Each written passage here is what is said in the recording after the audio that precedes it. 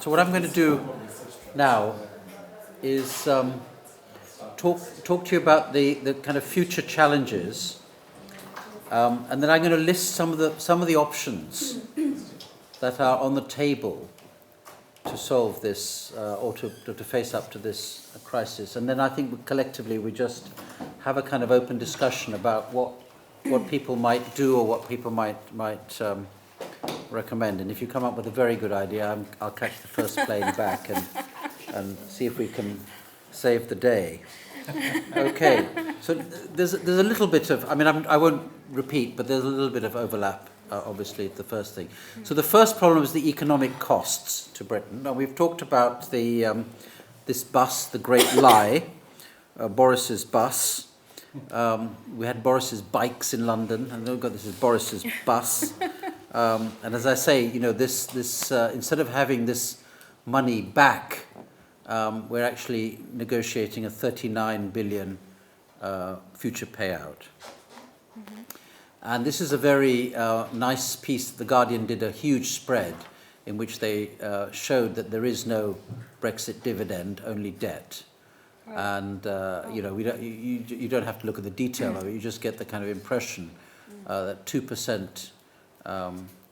Of our kind of growth could go in that 40 billion. Obviously, it's been spread out. And obviously, people say, and I don't know why they say this, that if we get no deal, if we crash out, that somehow we don't have to pay it. But, if Britain is anything, it is still...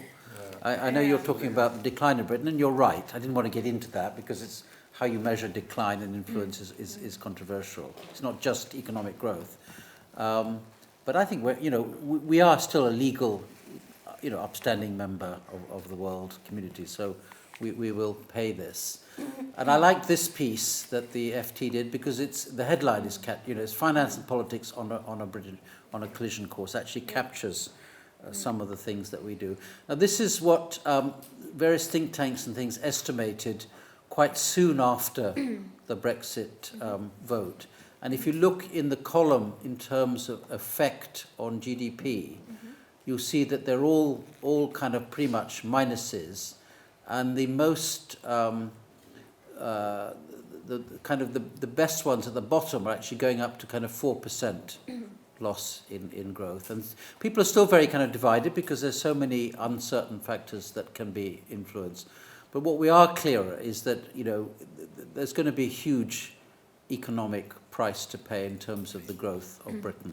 And I heard on the radio this morning that our growth rates have slowed below the European averages. We were slightly above last year, and everyone was kind of puzzled about that.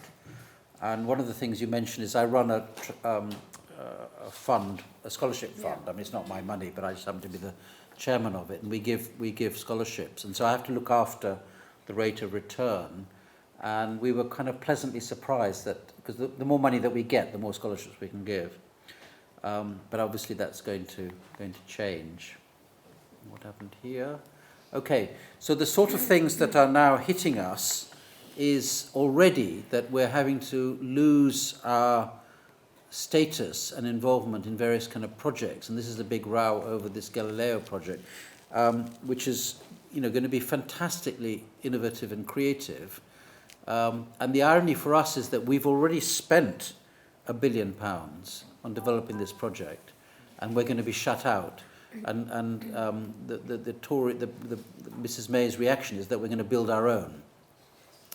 Which and we do know, we have some of the kind of know-how because we involved in it and we played a key part in building this. But I mean, think of the duplication of kind of resources. And I like this because everyone is now trying to get out of the blame, right? So everyone's sort of pointing the finger at everyone else. And there's this great kind of blame game, and someone mentioned the fake news and so on and so forth. And the crucial thing is what happens to the City of London. And I tend to go around Europe. I mean, certainly in my job running this club of European universities, I've had to go to many different countries and give talks. And, you see in places like Luxembourg or Dublin, in Paris, there's all kinds of sweeteners going on to try and tempt businesses and business people to relocate and settle there. So, they're offering housing, subsidized housing. They're offering, obviously, sort of breaks for companies to settle there and so on. My city friends tell me that they're still, I mean, I don't know if they're in denial, but they're still very confident that London will remain the premier finance market in the world. And the reason they argue is language, networking, huge amounts of financial experience in terms of workers and adjunct workers, auxiliary workers. But the real crucial thing, and you'll be amused by this, is the clubs, the restaurants, the cultures, and the schools. Mm-hmm. And if you think that now people don't want to come to Delhi, we were talking earlier, because of pollution, something like that can change the kind of direction of travel. So what they're saying is that actually people have gone to Paris. You go to Luxembourg, I mean, you're bored after a day. I mean, I went there and I spent 3 days there. I didn't know what else to see or do. Where am I going to go dancing? Where am I going to, have a bit of fun? Everyone's in bed by 11. So there is an argument. I mean, I'm joshing around, but there is an argument that actually it's not going to just disappear. London may have a bit of cachet. This is a slide to show the general decline of Europe, and within that of Britain. And obviously, people talk about the Asian century and so on, and the rise of other parts of the world in terms of trade share. It goes back to your point about Britain declining, and obviously, well, I mean, it's inexorable. I mean, countries, bigger populations, more engines for growth and so on. So, per capita, we're going to be declining, and we just have to accept that.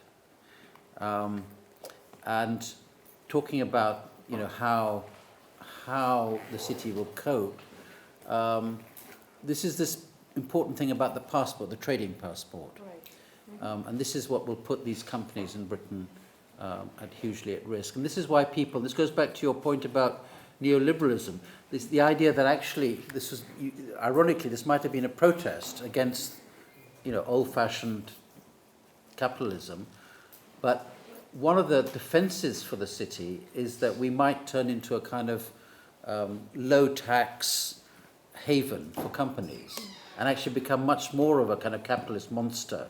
And you almost get a kind of, you might get a kind of contradiction, with a hyphen in that word, between the South becoming hugely kind of old-fashioned neoliberal and the North being left behind even further. That will be a really ironic outcome for people in the North who voted as a kind of protest. I mean, to get the opposite of what Dr. they... Flather, And so there is at this moment, and obviously they thought that it would kind of get resolved and they'll be able to make their decisions in a sensible way, but they haven't been able to.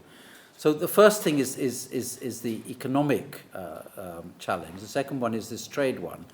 So what happens is that, currently now goods move freely. And it's not just a question of tariffs. It's very important to understand that it's really understanding that there is a common set of regulations to do with standards and safety and so on and so forth, which means that you don't have to have this guy at each checkpoint sort of checking whether the goods meet the kind of standards and have the right labeling and the pills are all standard and so on. What the British are saying, look, we're experienced, you can trust us, we're obviously going to follow the same standards, and this applies to the Northern Ireland question, which we're just going to talk about. But I like this cartoon because it's actually showing the actual issue. And so what are we going to do about the border question? Well, one option is to join this EFTA, which allows us to be in the customs union and have kind of free trade, but no influence. And this is ironic because Norway, which is the leading member, we invented EFTA actually when we weren't in the European Union many years ago, in the 60s. But now, this is ironic, isn't it? The Norway say, well, actually, because Norway are the most important member of EFTA, and if we come along, we're going to change it all. So they're actually saying they might even block our membership. So another option is to have a kind of trade deal, rather like the Canada trade deal. But it took, as we all know, 7 years to negotiate. I personally don't understand precisely why it takes so long to do these things, because I think you can surely take some things off the shelf but we're told reliably that, 3 years is very, very fast, 5 years is normal, 7 years, if you have a kind of dispute over anything. What are the economists are saying? Well, he's saying go for Norway, but they're calling it Norway Plus. So a few kind of extras, because the Norwegians actually don't like their own deal. I mean, they tolerate it because they don't want to be in the European Union. And of course, they have the benefit of their oil money. So they've got this huge sovereign fund, which allows them to live very, very comfortably. I mean, Norway's, if you want to live in paradise, go to Norway. So we would have Norway plus plus. But what the Brexiteers say is that here we are, we stay in the customs union, but we have no say. So we're actually worse off. They'd actually prefer us to stay as we were. Of course, they don't want us to stay as we were because they want us to leave. So this is what the Economist is pushing now, but it's not actually finding much traction, and we can talk about that in a moment. Liam Fox, who was the Minister for Overseas Trade, thought he could wander about the world and make all kinds of agreements. And so they went to China, and they got some kind of promising noises from President Xi, but then very soon afterwards, the Chinese are very good at this. They kind of suck you in, and then they kind of spit you out. They play this long game. Their history is 1,000-year history. So they have given us short shrift. We actually gave President Xi a royal visit with the Queen and so on, and there was huge protest because of human rights issues.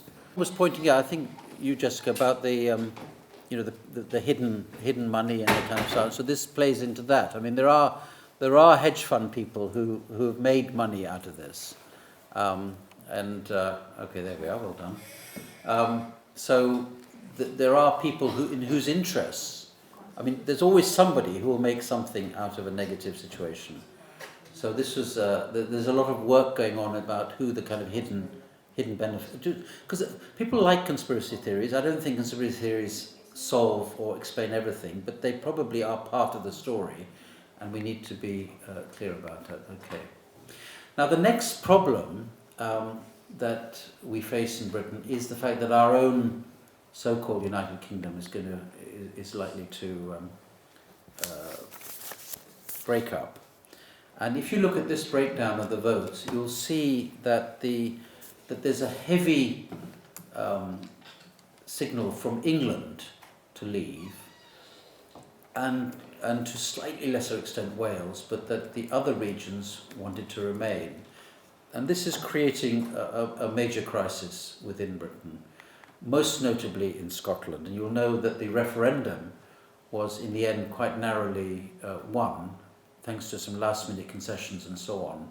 And I think largely because the oil price had gone down, and so they actually calibrated that they wouldn't be able to prosper very well on their own. But also the Scottish were told the European Union will remain. They were, well, there was that view, but I mean, the Europeans also said that... So they are double cheated. They are cheated. Possibly. I mean, they were also told that... I mean, I don't think they were told that explicitly, because there is this Catalonia problem. We know that Spain would vote against them because they didn't want that. So we're not kind of sure. But yes, they were told that there was the possibility that Europe would negotiate with them directly.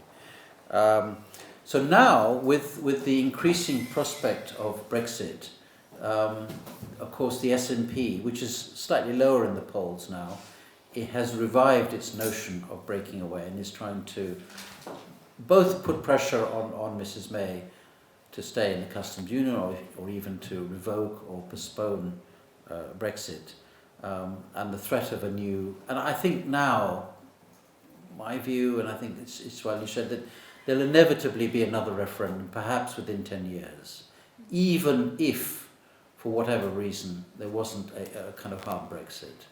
I feel that, and I think people are fed up. I mean, I think there's a certain thing about politics. It goes back to my notion that we mustn't forget the emotion of politics. I think there's a kind of emotional disgruntlement with Britain. And this is hugely serious for the prospects of the kind of economy of the United Kingdom. And then, if you look at the figures in London as well, there is, I mean, some people even say, should London go independent? But obviously that's not feasible. But what is interesting, I think this is something that, I mean, I don't know if you can study deeper European things, but there is a movement, there's also a policy paper in Brussels about how big cities lead economies of countries. And, you know, whether Barcelona is very independent from Spain, Milan, Paris is so dominant in France. Obviously, London is hugely dominant. Benjamin Barber's book. Yeah, there you are. Mayor. So this whole thing of cities versus countries, and you know, in a way, your nation state thing might be. I mean, if you get city provinces, you know, you might get that in 20 years' time being much more the common thing. This I always like is Cornwall. Now, Cornwall is almost one of the most wonderful beneficiaries of European infrastructure funds, and they voted to leave. And a friend of mine was in Cornwall as a freelance journalist, and he went down to the seafront and talked to some of and he said, you know, why on earth did you vote to leave? You've got so much money, so much better. This whole area has been brought up. And the guy says, well, you know, we don't like Brussels and bureaucrats and all that sort of thing. He said, well, what about all the money? He said, oh, we're still going to get the money, aren't we? You know, this is a level of political literacy which is pretty astonishing. So let's come to the big question that we face, which is the question of the open border in Ireland. As you know, there was sorting out the kind of troubles. There was a agreement called the Good Friday Agreement, I think in early Blair period, 2001 or something like that. And it was very dependent on there being an open border. And one of the reasons was that the border itself was controlled by kind of mafia and other kind of agencies and was used by the IRA to manage the system. So by breaking and removing that as a kind of area of power and smuggling and so on and so forth, it's allowed much more intertrade and families cross and so on and so forth. And so the risk of Britain leaving the European Union and setting up, as it has to, a hard border there, would contravene this Good Friday Agreement and is now seen as the technical stumbling block. I think there are more serious stumbling blocks. Not serious, that's the wrong word, but there are more underlying issues that we've been discussing this afternoon. But this is, in a sense, the technical stumbling block seen in Parliament. And the idea was, well, maybe we can keep an open border and just manage it through technology. But that doesn't get round the key issue, which people forget, which is my point about standards and security and so on. You can measure goods, maybe. You can check number plates and that kind of thing, although it's never been done to the extent that they want to do it here. But you couldn't actually check the quality of goods and so on. So it's actually not feasible, despite the fact that many ministers actually promised it and said it would kind of work. So this is the real key issue, and if there is a temporary staying in the customs union with an open border, what the Brexiteers oppose is the fact that this might then continue forever. Okay, and that's the big argument. Divided Britain. I mean, this worries me even more. So I've told you about the fact that, you know, in the sense that there was a north-south divide, there was an elite, non-elite divide, but have a look at some of the data here. So you'll see age-wise that the older people voted to leave and the younger people voted heavily to remain. So there is this slogan that's come up from youngsters saying, you know, somehow the old are stealing our future. And they are the ones who operated on, if you like, some of the factors I talked about earlier to do with nostalgia and the kind of the old Britain, the kind of notion of invincibility and separateness and so on. And the figures are very, very stark there. You can have a look here and you can see the kind of voting proportions. So the 18 to 24, 64% to remain, and the over 65 is 58%. It's a fairly stark an important kind of division.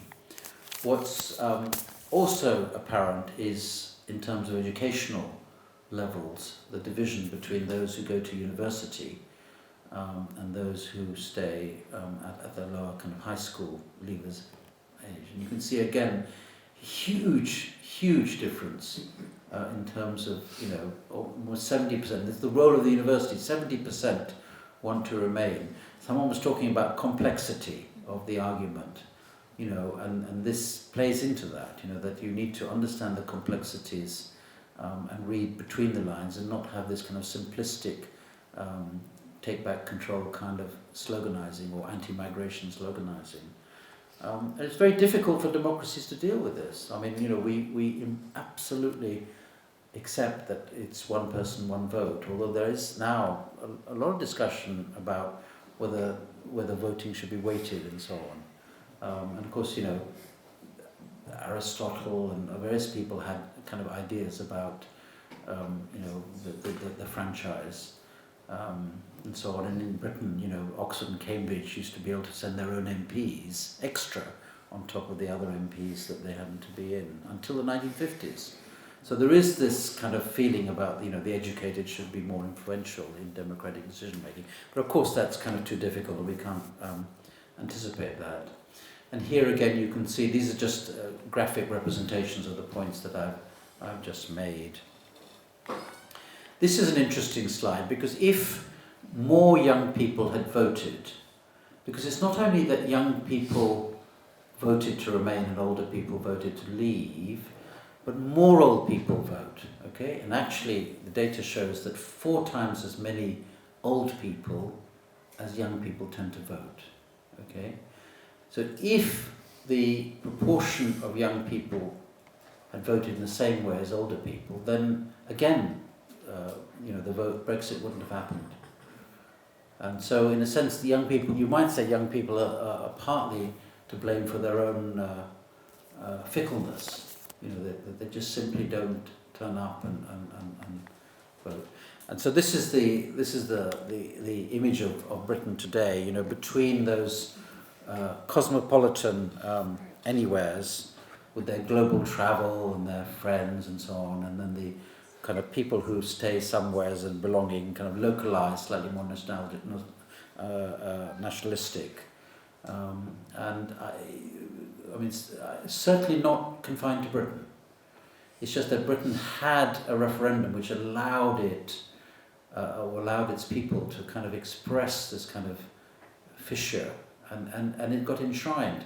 I mean, who would have designed a referendum like that? I mean, who wouldn't have said, let's have a 2/3 majority, let's remember that it's advisory and we'll stick to that, or all kinds of things, or let's have a double referendum, let's be more specific on if it's a yes, let's then have another one which actually gives some particular options. I mean, there's so many ways of managing this better. And so David Cameron, who was asked recently whether he had any regrets, and he said no. Mind you, if he'd said yes, I think he would have probably been lynched there and then, So he's still, and there's part of me that says, it's in a way it's nice to have a democratic valve to express, because obviously the elite, and I include myself in this, we didn't do enough to listen to people. But, we shouldn't have been, they weren't simply saying leave Britain, they were saying you're not spending enough money, you're not recognising the pressures on our communities and so on and so forth. So it's a tricky situation. And this was the slide I mentioned earlier, which shows that the kind of more productive areas, the more economically productive areas, were more likely to vote for Remain. And where there was less public spending, they're more likely to vote Leave. Okay, this is quite an interesting slide. Now, I'm a great one for focusing on the European Union, and this fits a little bit with your centre, because I think there's not been enough discussion generally about what Europe is going to stand to lose. I mean, I can't do justice in the next couple of minutes, but I just want to flag this up. I thought I would include this.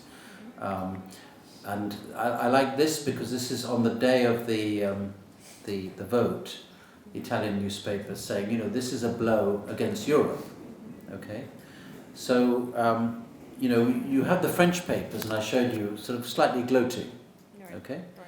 But you've got other papers, including this paper, seeing it as a, you know, significant, I mean, a significant decline in the influence of the European Union.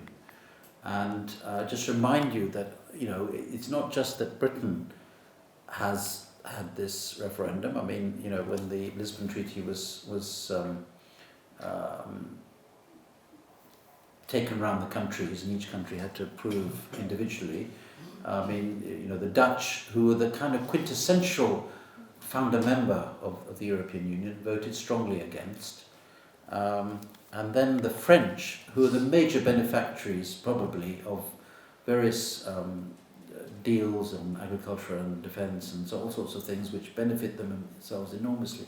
Even they voted against, and we know about the Irish and so on and so forth. And Britain was due to have a vote, but didn't need to because the agreement was pulled. And as you know, it was kind of implemented by treaty rather than by a proper, added to various other treaties rather than having its own separate treaty. So the Brussels got its way anyway. Now I include this one because actually I think Greece would never leave because it's too much bound in and it's gaining too much. But there are a number of other countries, were they to have referenda, that they might well, they might well vote to leave. I mean, the Czechs are pretty anti the Poles, though I think on balance they see that they gain a lot. I was going to ask our friend, talking to her in the break, the Hungarian friend. I think again they're in a perfect position because they can get as many benefits as they like, but then break as many rules as they can get away with. So it's actually a perfect situation for them. But you know, maybe the Italians are saying, you know, that they're really. I mean, it's one thing to talk, I know, and another thing to go actually to the point of a referendum and then actually leaving. I mean, that's kind of very unusual. So what is Europe doing? Well, here's one reaction, is saying, look, we need to have closer integration. So there is this view that, you know, Britain has been troublesome and opting out and so on and so forth, and now we can get on with closer integration and actually reinforce the federalism.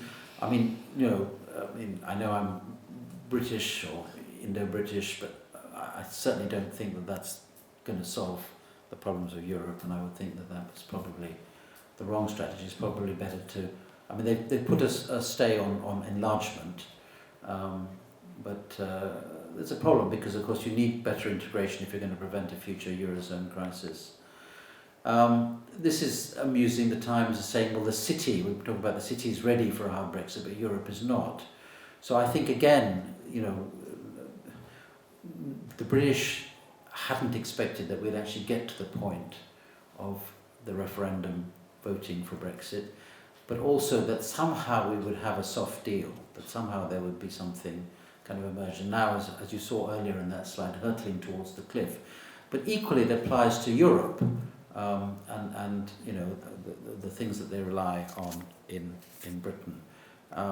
We contribute 20% of the budget.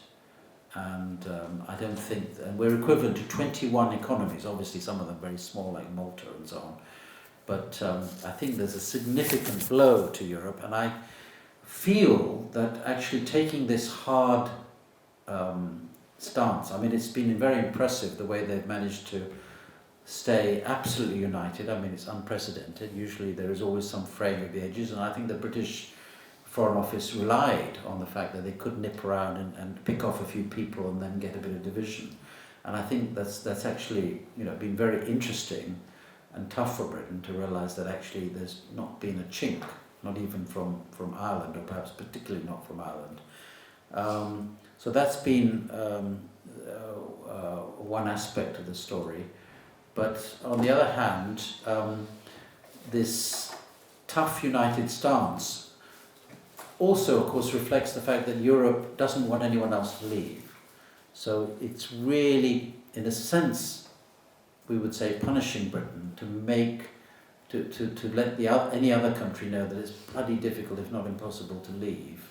So, you know, we can shore up. We may have lost Britain, The Germans would like us to stay associated within a customs union, but we're not going to allow any other country. You've seen that slide before. Finally, let's talk about security, one of the great three pillars, and it's very significant as a key kind of issue. And there's been a lot of discussion about a joint security force for many years, and the main objection has come from the Brits. Again, it's back to our old kind of, I mean, the British Army is perhaps one of the most impressive of the British institutions, functions very well. And there's a kind of snobbish quality. I mean, the generals don't want their regiments bossed by a Latvian general, that kind of thing. So there is that kind of snobbish quality. But mainly it's the sense of, we have an independent global role. And you notice today the defense minister has reinforced that. He says, we will continue to intervene where and when we can. And obviously intervention, the whole idea of liberal intervention, very much discredited because of recent failures. Personally, I'm a humanitarian, and I think there are situations in the world where you do need to intervene. I mean, if there's genocide or if there's a dictator oppressing people, I don't think as a world we can just stand and I think in Burma we were quite poor. I mean, the Indians were quite poor on Rohingya and so on. So we have a duty, if we're proper liberal democracies, to do these things. So I kind of think that Britain is in one of the few countries that has the capacity and experience to do this, and I want that we should actually keep that there, even if we don't use it very much. But we'll see. So now Britain obviously turning much more to NATO and focusing, with its partners through NATO and through the UN, Security Council, and its nuclear weapons. But what's happening on this one is that the French, who are, equally powerful in a military sense, and Indians know very much about this currently, they have taken the lead and actually agreed a joint defence force.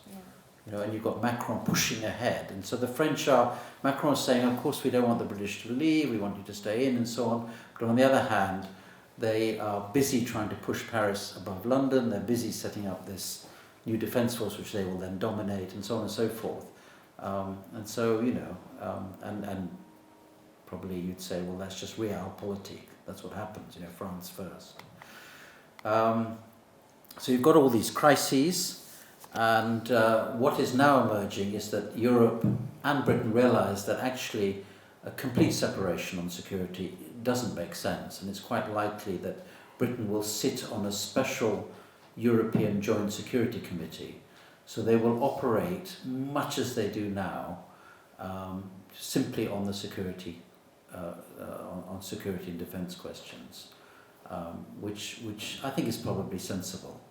I'm sure it's sensible, and we'll see how that works. So conclusions. As I say, this is kind of a hugely painful, emotional thing.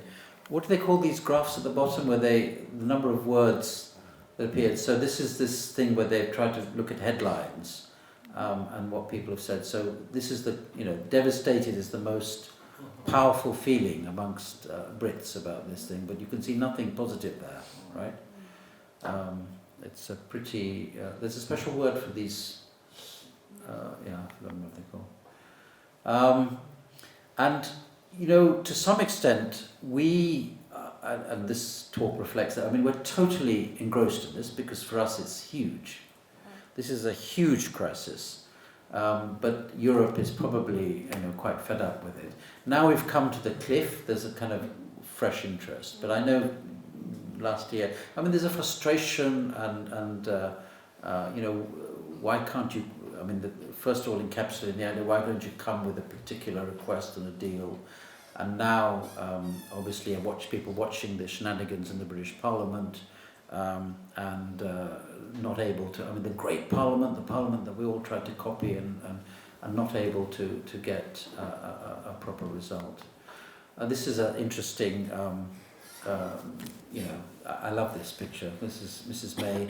Now, I suppose you have to say, look, goodness me, she's a great survivor, isn't she? And people praise her for that. But I don't think, if you survive doing the wrong thing, I mean, you know, let's be. It's not actually that great that she's there.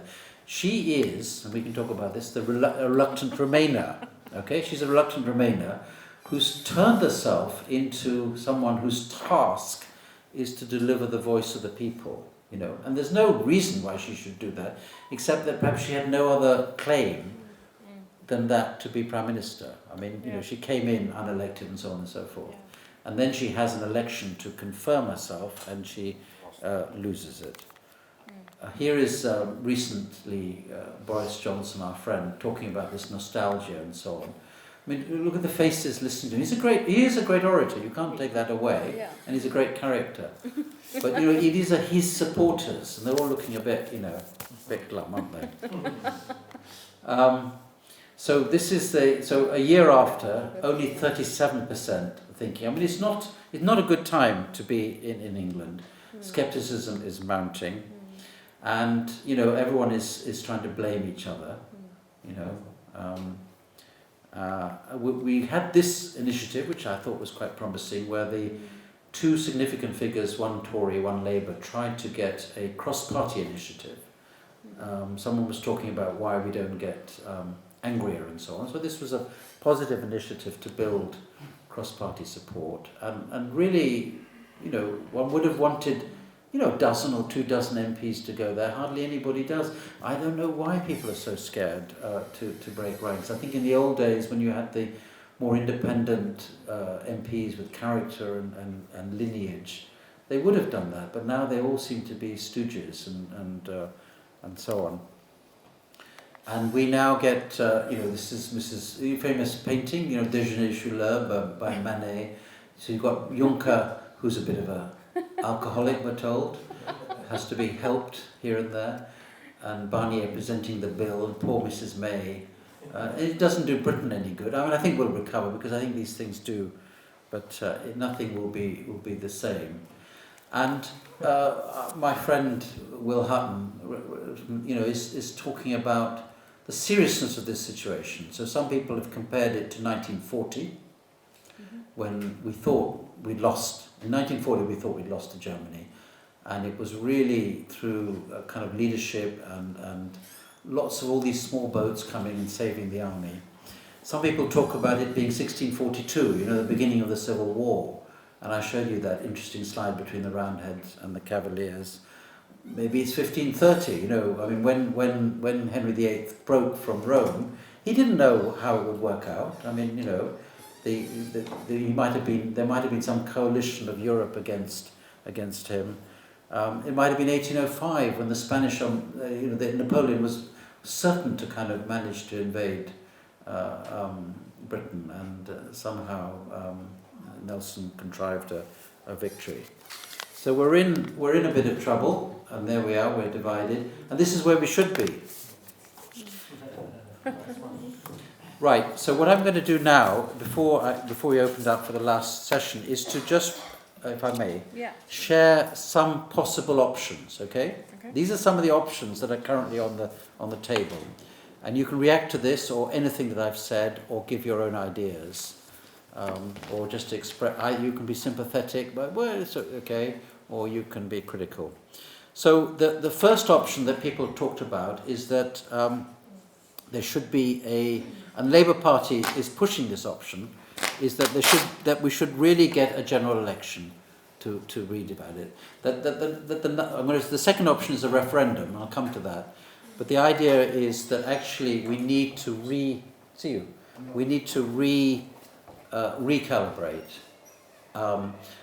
But how do we get a general election? Because we need, under this fixed-term parliament, you need a vote of no confidence. And the Conservatives are not going to vote for that because they're vulnerable. So this is unlikely. Even if there was a general election, you would want the parties to have clearly different positions. Okay, if the parties are split and there's messy positions like there was in 75, both Labour and Conservative were allowing for support for the referendum position, then you don't get it. So the second thing is, let's talk about the people's vote. Now, if I was giving this talk 2 months ago, I would say there's a real momentum building up for that. It seems to have evaporated. Again, you can't put your finger on why. There was, a lot of public support. There were marches, a lot of intellectuals in support of it, and there's still a lot of my friends are still, independent activists are still saying this is the only way, if you like, to trump the 2016 vote. And I say it's a third vote. People say it's a second vote because we had one in 1975. We went in. We had one in 2016. We went out. So this could be the third vote. Some dispute about the questions on it, but they're solvable. I mean, in California, in Switzerland, they have 3-4 questions. They have 2-tier questions. I mean, maybe the British electorate are a bit thicker or less dim. I don't know, but you wouldn't want to say that in public. Now, there's another, but there's only 8% polling for a referendum. That's ridiculous. So the third plan is what's called the Nigel Bowles plan, where you vote for a soft Brexit, okay? And what you do is you get a breakaway Tories, you get the Liberals, you get the SNP, and you get all Labour. And he's a Conservative, so he thinks he can try and put that together. It's not flying. The fourth thing, and I think this is bound to happen, is that we delay or revoke Article 50, okay? And we've had a judgment that we can actually do that unilaterally. We don't need permission from Europe to do it. But we can't do it for long. And we have to have some kind of reason for doing it. We have to be doing something. Whoops. So we need to produce that. But I reckon that unless, we'll come to this, unless Mrs. May is simply playing for brinkmanship, and is going to, sort of 2 minutes before midnight, she's going to say, my deal or no deal, which seems to be her strategy, then I think we ought to be revoking it. There's another idea, which is interesting for political scientists, which is the idea that this House of Commons takes over control of the agenda. They set up their own liaison committee and actually set the agenda. And some people are saying there should be a vote anyway within 2 weeks to stop this brinkmanship, okay? And Keir Starmer reinforced that at the weekend, the European spokesman of the House of Commons. 2 or 3 more lateral ideas, which I think were around a few months ago, probably unworkable then, certainly unworkable now. One was the idea of a citizens' assembly. Okay, we were talking about it at lunch, where you actually collect. I mean, you don't need to have 99 like they did in Ireland. You could have 999. You could have it much more representative, and they could come up with some kind of idea. But they need time. They need 6 months, 3 months. You could have had a royal commission, but that should have been set up straight away. That would be a kind of committee of experts. Personally, I would have had a kind of national convention, with lawyers, politicians, academics, different groups discussing in 2016 the different kind of options and presenting a kind of document, but they didn't do that. And some people are even talking about a national government, but I don't think we have a leader. I mean, in 1940 we had Churchill. So, what are we going to do? Thank you for those options. Yeah. Could I just begin by Please. asking a quick question? So if really no deal Brexit happens, which is certainly inching towards, what could you just give some reflections on the risk of the break in the Tory party, and what kind of voices would emerge from the Conservative end, because clearly that's also divided in so many ways, right? Mm-hmm. So yeah, if there's anyone wishing to follow another question, and then we can have, yes. So Robert, I've seen your hand first, so yeah. Yes, please. Okay, I have a silly sounding question which conceals a sort of serious one, okay? My passport is almost full. What should I do? should I run to the embassy now and I need a new passport? I'm going to get the old style EU one, or should I wait till 30th of March and get an old blue one back if, in fact, Brexit passes? That's a very good I mean, question. behind that there is obviously this question. I mean, I've lived in Europe with the freedom of access, freedom of of movement and so on. So if, assuming there are any flights or ferries on 30th of March, there may not be of course, if I go to Paris, whether I have to queue up in the queue that says aliens, as opposed to now passing through that simple electronic thing where you simply scan your passport for EU and Swiss citizens. Lots of good questions. Yeah, I'm so not the ri- that's the real I'm not the question. right person But to if you ask have any it. practical advice, I'd be grateful anyway. What I should do. Do you want to add All right, that? Kim, question? do you Shall I want? do that? Yeah. Okay. Then we'll go. So I think what would happen is people are predicting the breakup of the Conservative Party, but they're great survivors. They really want power, you know. So you never know what bad medicine people will swallow in order to stay in power. So we'll have to see. What people are hinting at is that as soon as we get past the 29th, there's going to be a putsch against Mrs. May. Right. Right. She obviously thinks that if she can pull a rabbit from a hat, she might get a kind of, you know, the country might sort of give her a lease of life. The party, I think, has marked her card. Right. And, you know, some people don't want to actually push her too early because then they get tainted. Right. With the road. And the person most likely to succeed, it seems, is Gove.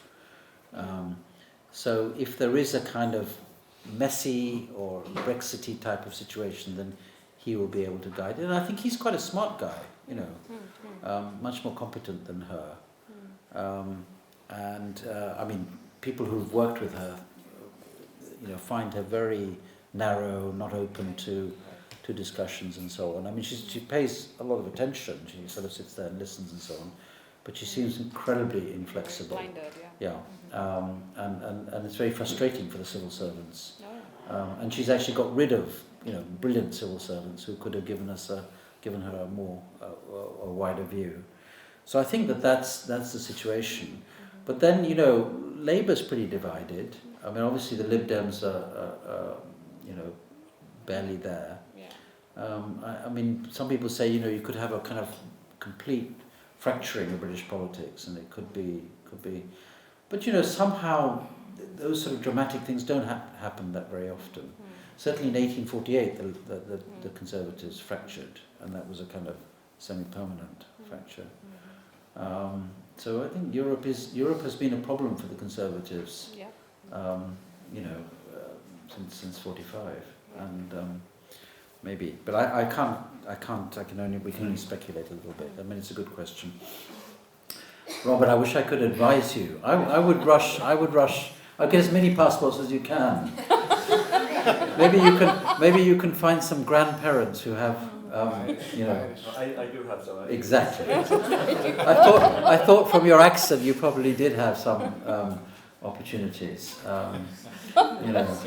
I'm trying to get my Indian one, but my mother's lost her naturalisation papers and she can't be bothered to find them.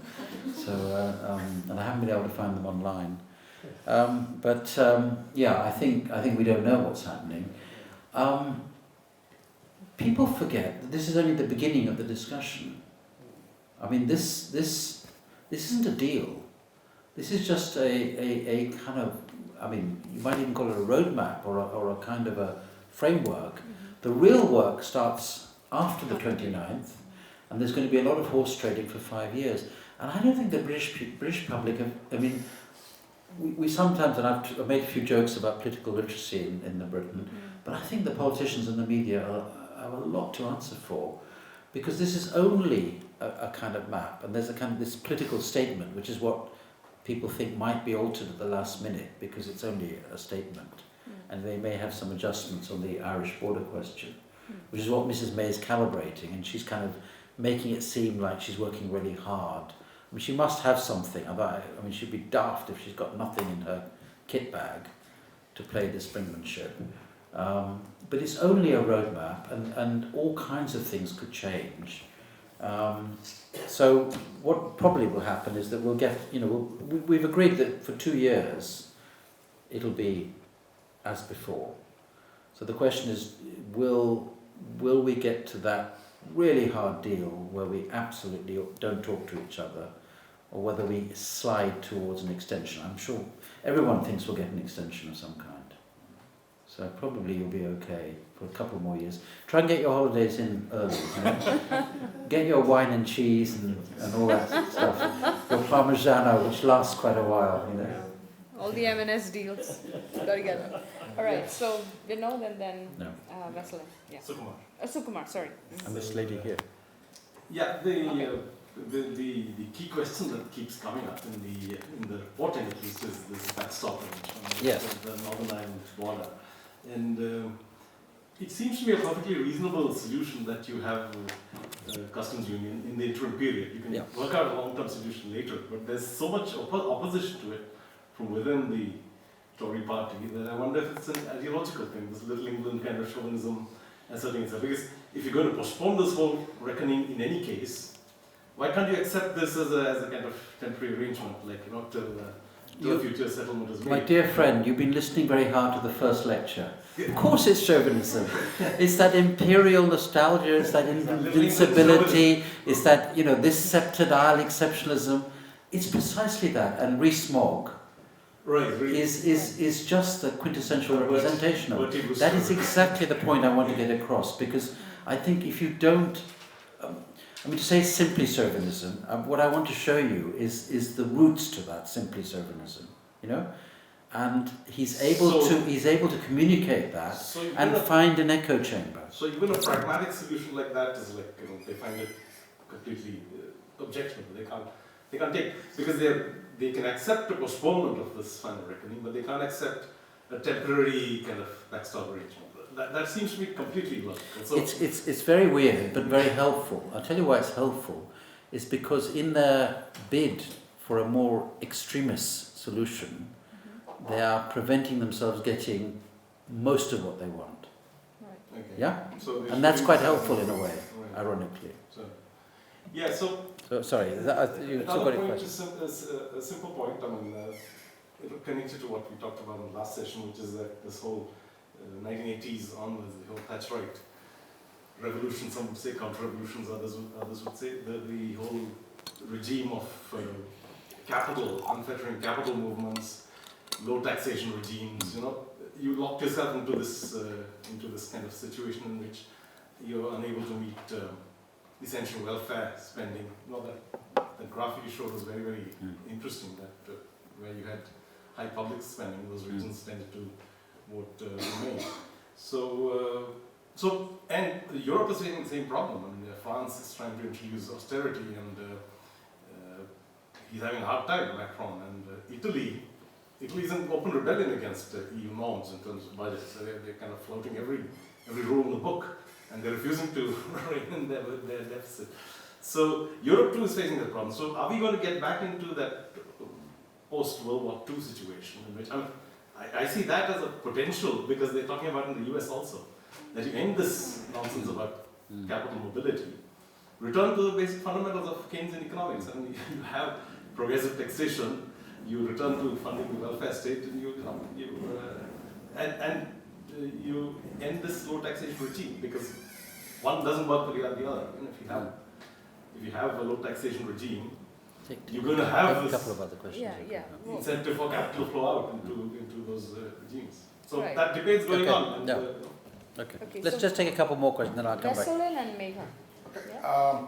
I wonder, Paul, whether there might be kind of a combination between the 7 options you mentioned. Certainly a delay of Article 50 is necessary, and I think Europeans will be more or less sympathetic to that. They will understand the difficulties. They will not push for a new deadline. They might give you an extra 6 or even more time for this to work. And you mentioned these 2 types of democracy, the Rousseau type, free will, and the Burke type of parliamentary representation.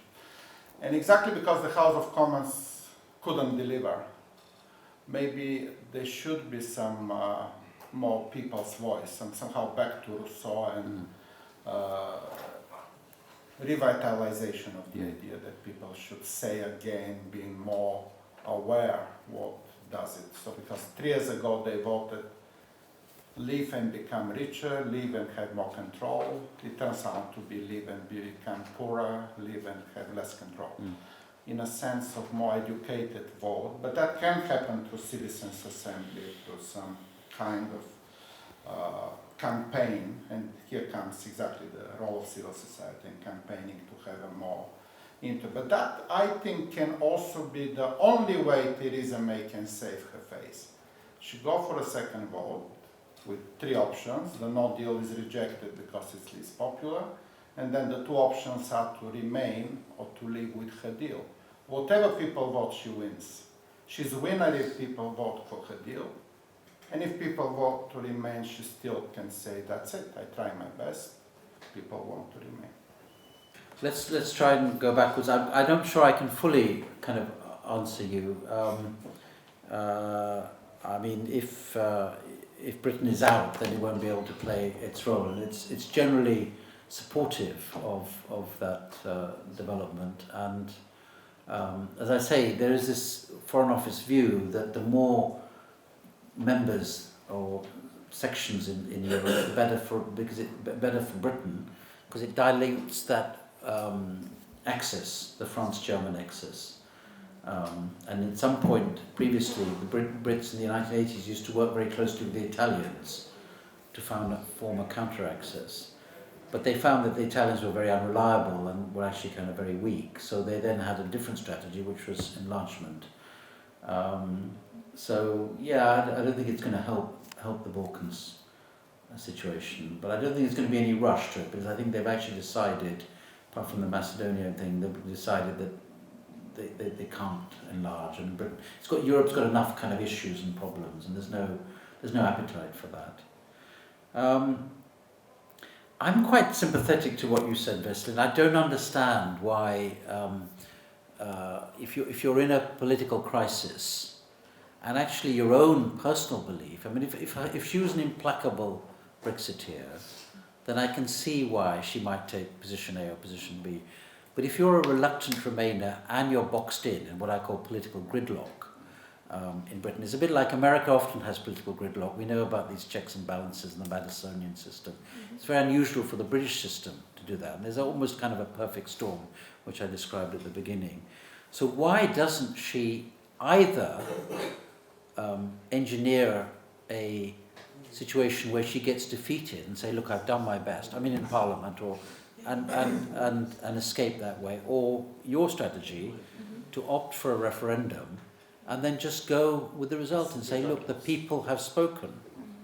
I mean, personally, I'm not a great supporter of this kind of people thing, because I just don't think you can amalgamate a view. You know, people vote for all kinds of reasons, and as I say, lots of people voted in the referendum, nothing to do with Europe. You know, they just hated London, or they hated bonuses, or they hated...